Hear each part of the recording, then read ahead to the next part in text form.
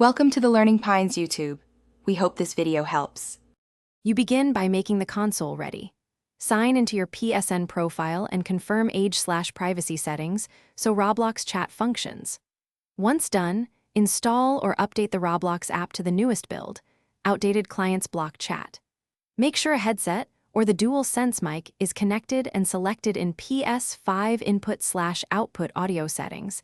Test your mic in the console's microphone check. Doing this first prevents interruptions later and ensures Roblox can access your audio devices immediately. Next, you open Roblox in the Ps5 and navigate settings to privacy or chat controls. Enable the specific chat mode you want, text or voice. Make sure your Roblox account is verified and any parental or account permissions are accepted, because the system will block chat without confirmation. Use the Ps5 on-screen keyboard or link your Roblox account to the Roblox mobile app to quickly enter codes and save settings. This step activates in-game communication so teammates can hear or message you.